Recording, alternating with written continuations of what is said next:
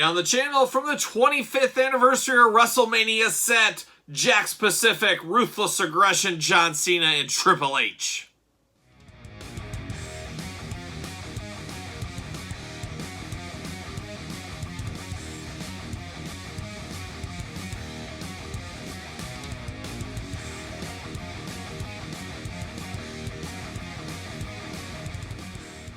Welcome everyone, Kyle here, and welcome back to the channel for another Jakks Pacific Ruthless Aggression WWE unboxing and review. And today we've got the WrestleMania 25 pack, Triple H and John Cena. Now, my memories of these packs, I was not collecting these packs, as for the most part these were just repaints, re-releases throughout the WrestleMania 25 sets, with a few exceptions here and there. So I was not collecting these diligently back when they were first released. I do remember these being at Toys R Us everywhere, possibly maybe KB as well, but I almost want to say these are a Toys R Us exclusive, but I'm not 100% sure on that. But that's where I remember seeing them. I don't remember seeing these at Walmart and Targets, at least in my area, or Kmart. But I could be wrong. I could be off. It's a lot of time has passed, that's for sure. But always cool that we always got the regular Ruthless Aggression line, then you get the Ring Rage, then you get the Adrenaline, then you get the Treacherous Trios, then you get the pay-per-view single series, then the pay-per-view 2-packs, then you have internet exclusives, and then, oh yes, there's also the Classic Superstars line, and then you throw on all the rings and accessory packs, your, what are they called, Deluxe Aggressions, and then the Maximum Aggressions, the really big figures, then you have Ring Giants. Jakks had so many different lines going all at once, and we're seeing that to start with the AEW Jazzwares sets. We're starting to get our 2-packs. We've seen 4-packs teased. We've seen accessory packs. We've got the Unrivaled, the Unmatched editions.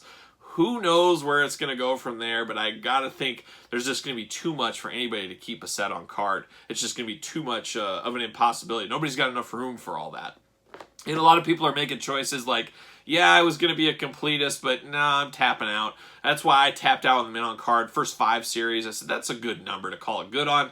And that's where I went. I'll just keep the chases on the box. But a lot of people started the same way with some of these sets as well, as the long story short. Jakks just had too much stuff out there. It's so hard to be complete. And it's always a trick with these pay-per-view series, is like I mentioned, they're repaints or repacks, so you got to really look close. Is there something different? Is there something that makes these a different figure? And it's always tough when you're tracking these people down, and it's just, yeah, it's very difficult. It's very annoying. And two of the most annoying ones, as far as tracking down figures for, John Cena and Triple H, because they have so many figures that were released the exact same time. Like this Triple H, for example, released multiple times with different heads. Or they put these heads on a different body. So you basically have 3 or 4 bodies with 4 different heads, and you interchange between the two. You got 8 different figures or something like that.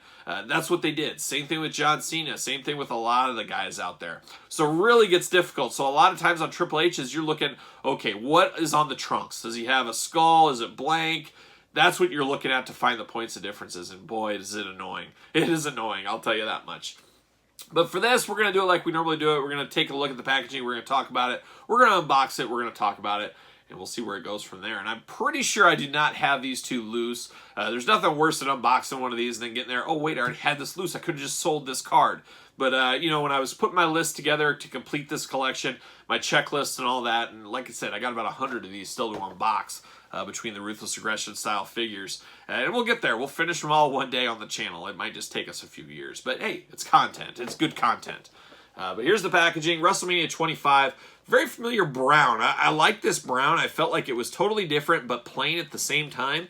And it really did pop on the Toys R Us pegs back in the day. And I remember looking through them and saying, yeah, nothing really interests me in this. WrestleMania 25 logo right down there. Obviously a special WrestleMania, the 25th anniversary. 2 Hall of Famers.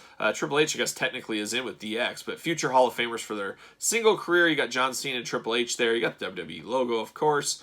Very cool pack. Very cool pack. They got the ring bell in there.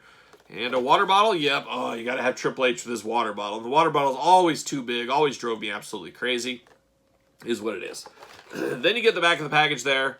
And you're promoting. Jakks was a promoting machine. They're putting over who else is in the lines, who else is in the WrestleMania series. You got to get them. And on the side, you got John Cena. Other side, Triple H. No shocker there. Let's see who's in these double packs for WrestleMania 25. We got Chavo Guerrero, Matt Hardy. That Matt Hardy's pretty tough to track down, and that's one of the best Chavo Guerreros, if not the best Chavo Guerrero. When we got the pack we're talking about. Then you got Chris Jericho, Kofi Kingston. That Kofi got released a few times. I think it was a pay-per-view single-carded release, maybe the ECW set, obviously this 2-pack. And this is my least favorite Chris Jericho. I always thought he looked too big, too tall, and too small of a head on this one. Then you get the WrestleMania 25 single packs. Mark Henry, Big Show, John Morrison, Edge, The Miz, and Batista. And also follow Jakks Pacific on the NASDAQ stock market at JAKK. 12 and up on these, it says. 2008. So there it is. Don't be a punk. Get them all. Well, I'm trying. All right, let's unbox it. Let's see what's going on in here. I'm not sure what this background's supposed to be. It almost reminds, it's like just wood. I don't know. It's an interesting background, but see you later. Oh, coming back. Almost like a boomerang. Get this out of here. See you later. Now we got the plastic prison. There they are. Triple H's water bottle. And then you got John Cena and the old ring bell. He loved this ring bell. He used to ring this bell in his gym when he'd work out. This is what I always heard. The story was he'd bring the ring bell, and between sets and stuff, he'd have his trainer hit that, kind of like Rocky, trying to get up, for the bell, get up there, knock out that last set of squats and deadlifts. You got to do it. That's what I've heard. But if I heard that wrong, somebody could correct me. But we've seen this ring bell literally hundreds of times. I just always thought it was weird. Why did they use such a jagged, old, decrepit piece of wood? I mean, that's just weird to me. I never understood these Jakks accessories. There's a lot of them. They're just like, for some reason, it's like, why do we have an old toilet as an accessory? I don't get it. It's just strange times. All right, can I get them out? Oh, will we have any sticky disease? What will that? There it is. See you later. Water bottle, like I said, it's way too big, does not fit. That's why I always feel like these Jakks accessories were originally for something totally different. They weren't meant to be with these wrestling figures. Nobody knows for sure. Oh, we don't have it. Every once in a while you get that Triple H sticky disease in his hair. And I always like this Triple H head scan on this one. Kind of a screaming, mad one. I always thought this one worked out very well for Triple H.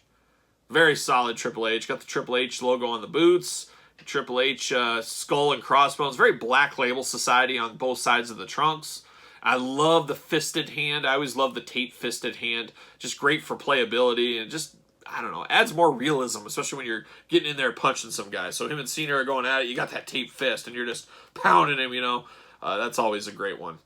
Very, very solid Triple H. One of the better Jakks Ruthless Aggression Triple H's. That is for sure. I'll take that one to my grave with this one. I like it a lot.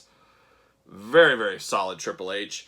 Believe it was released before, possibly. I hope not, but I know we've seen this head. I know we've seen these tights. I just don't know if we've seen him in this combination in the past. Same with John Cena. Now, Cena's a weird one, and we have this issue with John Cena to this day with Mattel. Obviously, he has tennis shoe molds, which is fine because that's what he wore, but the ankles give out so easily on these. He's the easiest figure to domino, be it in your Mattel collection or your Jakks collection. Those ankles just wear out over time. You got to angle them just right. Always drove me crazy. But once again, much like the Triple H, I've always liked this John Cena. I always think this is the best John Cena head scan. It's the screamy one.